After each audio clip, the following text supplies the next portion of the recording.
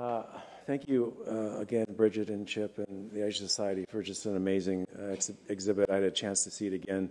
I was here opening night, and the crowds were just terrific. And it's a testament to the institution and to the curators that so many types of people could come and enjoy a show that is so loaded with wonderful information and great art. I'm very proud to be a part of this exhibition. So I'm always very happy to do talks like this because it gives me a chance to sort of work out ideas that I have in my head. And even though most of the work down in the gallery that I'm showing involves the Rio Grande River, right now I'm focusing on the wall itself. And I'm going to talk about this idea of abstraction that happens either in an aesthetic environment such as this or in a political and geographic environment such as the border. And what are some of the connections that these two things have? And the one idea that I kept thinking about while I was in the studio was this idea of tragic architecture.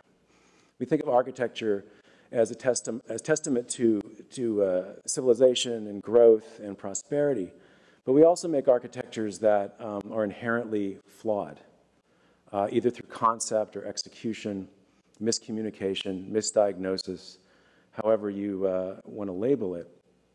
And because I particularly think the border wall is a particular type of aesthetic monstrosity, it creates a parallel between my concerns with abstraction and art in general. So this is what I'm going to talk about today. So on the left is the image of Richard Serra's Tilted Arc, and I'm going to talk about the history of that just for a little bit. Some of you may know the controversy.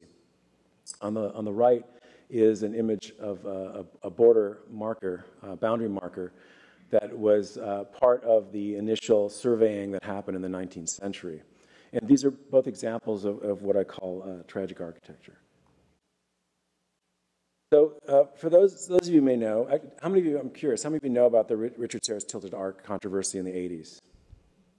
A couple people? Great. So Richard Serra is all known now as a big famous artist, probably the most famous American sculptor.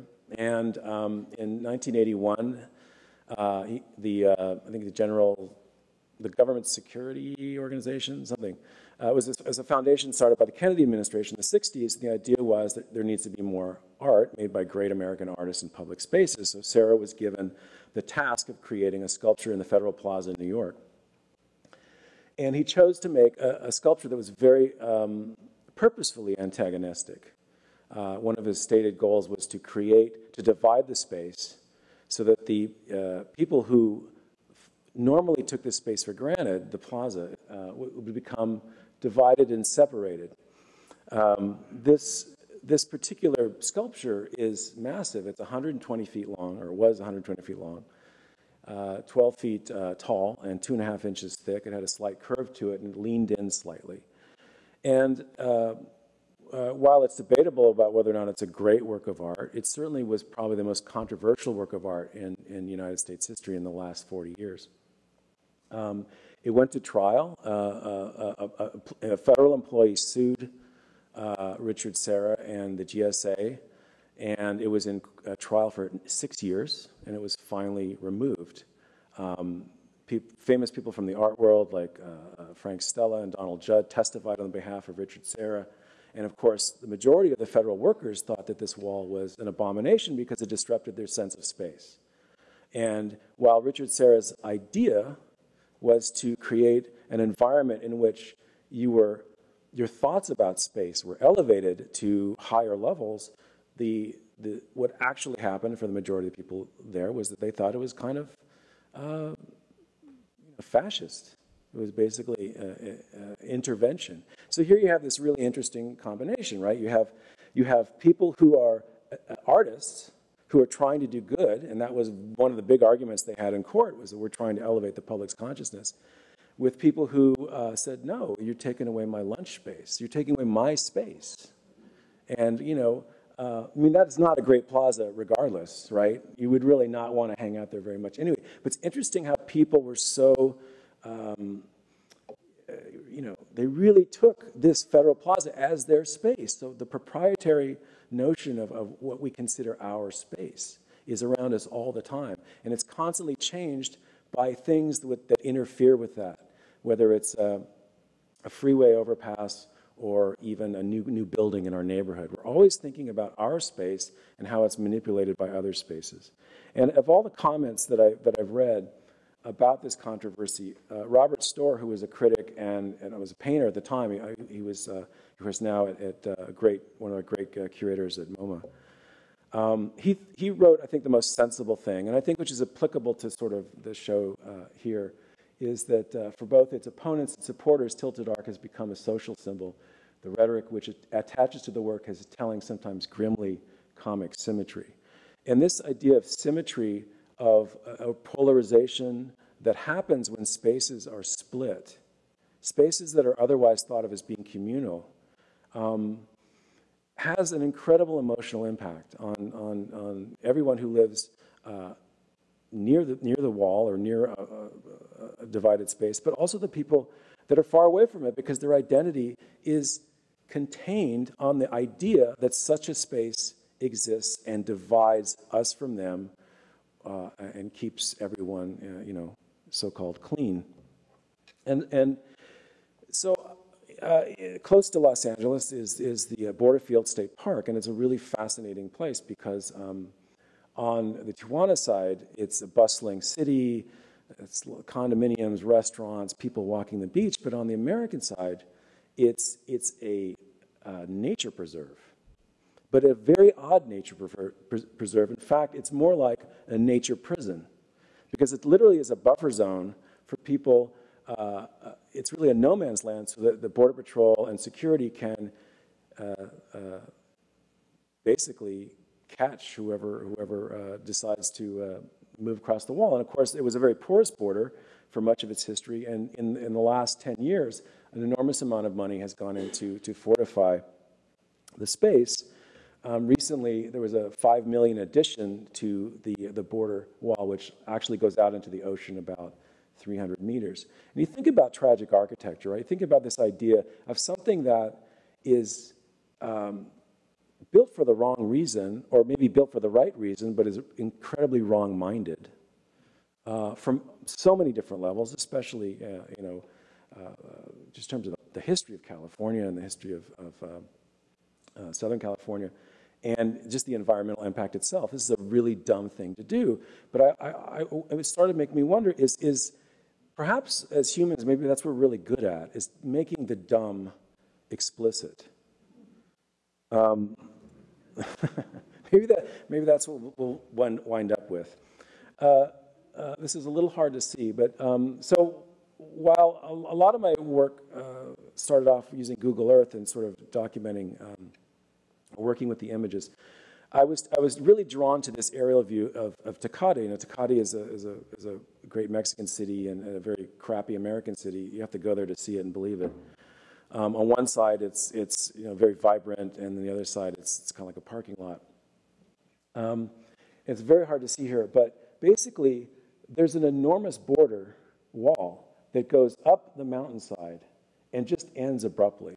So that yellow line is the Google Earth border, but right there, where that road ends, is basically a spot in which you can, it's terrible to see, you can walk around the border wall. And it's very hard to see, but on the left slide, the border goes about 70 miles long, just continuous steel construction, very expensive, very, very smartly built. It has to withstand the elements, people, everything. And so I was fascinated with this idea of what is it like to go visit the space and sort of see it almost as an alien sculpture. It was tragic architecture. And in particular, I went in dawn because I wanted to see the sun reflect off of the wall. I'm fascinated in ancient ruins and henges and lifts and things that have been around forever. And I wonder, like, if this is going to be a wall like this is going to be our legacy in terms of how we think about what the United States does. So anyway, so the photograph on the left is 12 inches north, and the photograph on the right is 12 inches south. So literally, I'm just taking a camera and moving back and forth. And the absurdity of that idea, right, that you can literally be in two places at once, depending on where your legs are, And the impact, like the moral impact, the political impact, the dimensions of that are just baffling to me. And in the history of modern art, especially, there's this idea that we like to experience spaces that have been divided, and particularly in the modernist language, this has been critical to the act of painting. How you to divide a space. This is a Barnett Newman painting. This is a woman looking at a Barnett Newman painting. But this idea that we can somehow fulfill ourselves by looking at a space that's divided and feel that there's knowledge in that is something I'm very ambivalent about. Because I understand the necessities for kinds of borders. It's sort of in our DNA. But I also don't understand why we're compelled to rely on them as our sense of identity. I don't understand that. It's interesting that Barnett Newman said that his zips, his lines, did not divide the space. They created the space. And I think that's very, very true of what the border wall does. It creates a space which otherwise was not actually there.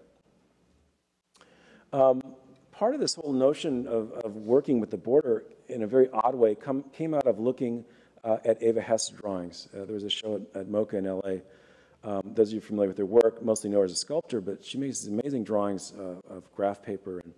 And I was, again, fascinated with the idea of limited amount of space. These are small drawings, but a maximum impact, all centered around the idea that it's possible to extrapolate from a single point an infusion or an exploration of greater space from that central point. And in the course of just, looking at all of this, map making in particular has always been a way in which we fuse abstract concepts such as space into the material of the map that's also bridged with the physical reality of the place. This is a 9th century map of what Europeans thought was center of the world, which was Jerusalem. So of course there's no knowledge of really of Asia as far as the Europeans were concerned, or Africa. I'm sorry, this is night. This must be later, because America's over there in the corner. I love how America's just sort of there. But you can see how the systemized reality of what was important and what was peripheral, or what was central and was peripheral, is sort of in the way we look at our specific places and our related spaces. So just getting back to this idea of space. So here's Borderfield State Park again, right? And it's absolutely one of the most gorgeous places I've ever been to. And when I was there, there's nobody there. There are basically 2 Border Patrol officers. There's an enormous surveillance tower. I think you can see that in the back. And you can barely see some of the fence, the wall as it moves across the terrain.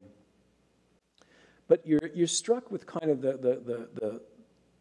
the strangeness of an inherently beautiful landscape being taken apart by someone's intervention.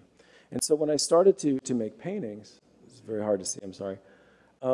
This painting actually is in the exhibit, but this is what it looked like before. I started thinking about the canvas space as a space of topography and terrain, and using dyes and using sort of organic processes. The idea was that I could make a painting that inherently had a certain type of neutrality, or at least aesthetic neutrality, and then would eventually wind up as a painting in which the silk-screened image of the Google Earth landscape was superimposed on that, and then the river itself was an accumulation of oil paint that brought up the colors that were inherent in the painting. So, the question becomes, does a border grow out of itself, or to what extent was it destined to happen, or to what extent is it just sheer will? And that can happen in painting, at least for me, as it can happen in the border. So this is the El Paso Juarez border, and I'll show you a couple paintings in a second based on this. And again, Google Earth image. I have never been there, but I will be taking photographs as soon as I do get there. And just this sort of strange symmetry. If you were to look at this as an organism that's kind of has a antagonistic and yet symbiotic relationship at the same time. There's a real feel of that as these two bridges define a connection that is inherently separate and united. So the goal of my paintings then is to sort of create pieces that act as clues to how we see art, how we see especially the history of painting, and how we see spaces in which real people live and breathe and work and live and love and die. The two paintings based on that last image you just saw. And just to close up, you know, you can see I'm not really talking about my story or immigration, but it is there in the back of my mind. This isn't strictly a rhetorical exercise in thinking about painting and space. Even though I'm mostly Polish or Eastern European, and the other quarter is Irish, I do have a quarter that is Mexican. And of all of the family stories, the one that holds me together the most is the story of my great-grandmother, who spoke no English. She was about 5 feet tall. And in order to have her son be an American citizen, she crossed the border and gave birth to my grandfather, Tony de los Reyes. And she is probably, and I knew her a little bit, she is probably the bravest woman I've ever met and probably ever will meet, because like most immigrants, it's an enormous chance that's being taken. And you know, as artists, we're called creative, but I can't think of anything more creative than willing to change your entire relationship to your life than moving across a border into another space.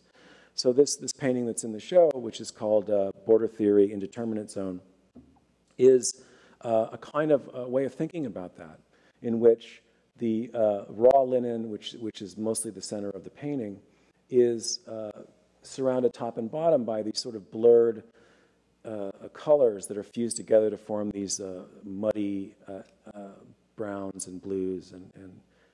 But at the edges, you know, where things start to fall apart, things become alive. And so the dyes that are there in the darkest areas on top and bottom start to let go of their energy and start to become singular and more interesting places.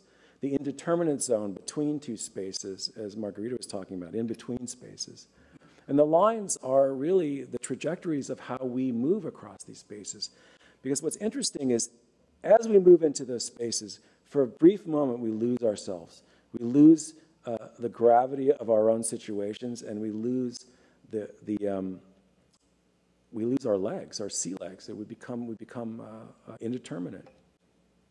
And as we pass from one place to another, our lines, our directions change. Even our goals change, because these experiences that happen are fortified by each and every moment, and we're more and more and more alive. So a painting like this is a very, very small testament to what it means to move across a space. And even though it's highly aestheticized, it does come from a place of great concern and great empathy, and hopefully a way of thinking about the border that is rather unique. Thank you. It's long.